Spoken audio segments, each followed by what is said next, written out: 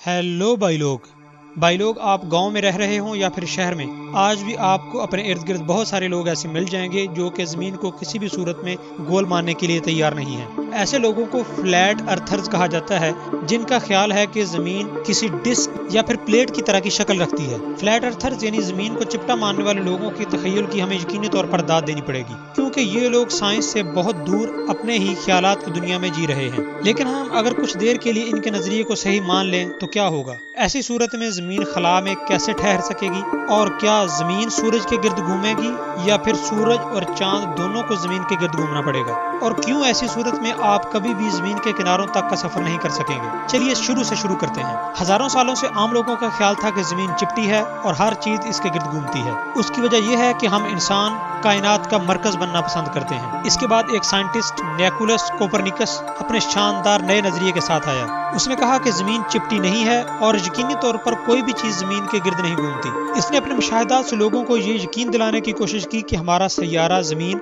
सूरज के गिर्द चक्कर लगा रहा है। लेकिन ये ऐसा वक्त था जब साइंसदानों को ऐसे दावों की बिना पर जिंदा जलाया जा सकता था।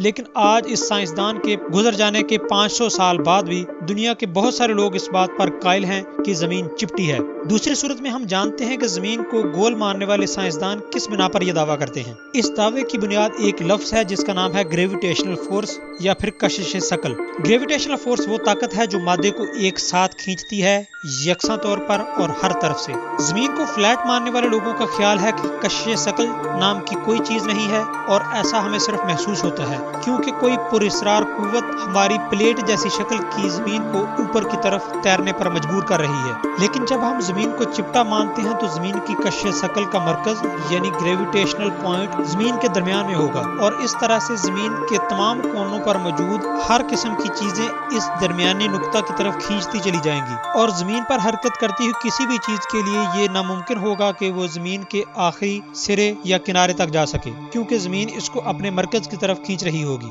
इसी तरह से फ्लैट ज़मीन की सूरत में हमें ज़मीन के चारों तरफ एक बड़ी दीवार बनाना होगी ताकि ज़मीन पर बहता हुआ पानी किसी सूरत खला में न गिर जाए। यहाँ पर यह बात भी दिलचस्पी से खाली नहीं कि फ्लैट अर्थ होने की सूरत में आप कभी भी नहीं जान पाएंगे कि ज़मीन की दूसरी तरफ यानी ज़मीन के निचले हिस्से या प्लेट के पेंदे की तरफ क्या है, क्योंकि ये जानने के लिए आपको ज़मीन से गिर कर नीचे जाना पड़ेगा। फ्लैट अर्थ की सूरत में जब भी बारिश होगी या बर्फबारी होगी तो चूंकि ज़मीन का ग्रेविटेशनल फोर्स इसके दरमियान में वाक़ होगा, इस तरह से तमाम पानी बहता हुआ ज़मीन के मरकजी हिस्से में जमा होगा और हमें जगह जगह पर छोटे दरिया या फिर बड़े समंदर नहीं देखने पड़ेंगे, बल्कि ज़मीन का तमाम पानी ज़मीन के दरमियानी हिस्से में जमा होकर एक ही समंदर की शक्ल इख्तियार कर लेगा।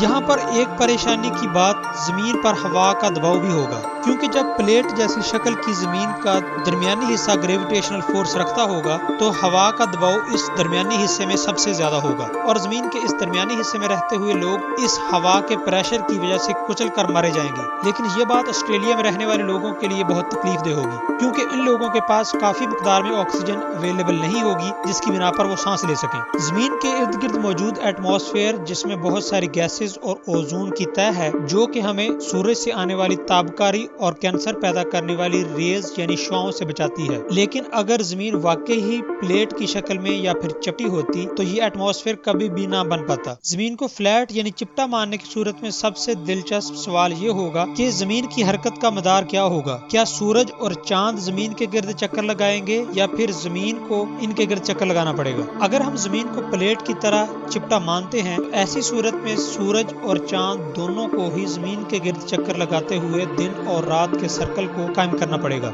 जब सूरज प्लेट नुमा ज़मीन के निचले हिस्से में जाएगा तो पूरी दुनिया में एक ही वक्त में रात हो जाएगी और जब सूरज किनारों से तुलू होगा तो पूरी दुनिया में एक ही वक्त में दिन होगा। इसका मतलब है कि ऐसी सूरत में ज़मीन के मुख्तलिफ हिस्सों में मुख्तलिफ टाइम जोन्स नहीं होंगे। और यही नहीं, ज़मीन के गिर्द चक्कर लगाता हुआ सूरज जब ज़मीन के किनारों से तुलू होगा तो यहाँ पर चूंकि वो ज्यादा ऊंचाई पर नहीं होगा तो ऐसी सूरत में ज़मीन के किनारों पर मौजूद जिंदगी इसकी तपश और हरारत से झुलस जाएगी। ऐसी सूरत में साल के मुख्तलिफ हिस्सों में ज़मीन पर चेंज होते हुए मुख्तलिफ मौसमों की भी कोई वजाहत नहीं मिल सकेगी। और अगर हम बात करें चांद ग्रहण की तो फ्लैट अर्थ के नजरिए पर यकीन रखने वाले लोगों के मुताबिक जब भी चांद ग्रहण होगा तो ये सिर्फ एक लाइन की सूरत में चांद के درمیان میں نظر آئے گا۔ ان بہت سارے ثبوتوں کو ڈسکس کرنے کے بعد اگر آپ بھی ایسے شخص ہیں جو زمین کے فلیٹ ہونے کا نظریہ رکھتے ہیں تو اس کی وجہ یہ ہوگی کہ آپ نے شاید یوٹیوب پر زمین کے چپٹا یعنی فلیٹ ہونے کی بہت ساری ویڈیوز دیکھ رکھی ہوں گی۔ اس تمام بحث سے یہ بات ثابت ہوتی ہے کہ اگر فلیٹ ارتھ یعنی چپٹی زمین کے نظریے کو ٹھیک مان لیا جائے تو ہماری دنیا کے اس وقت موجود تمام نقشے اور گلوب یقیناً فوٹو شاپ کر کے بنائے گئے ہیں اور ہماری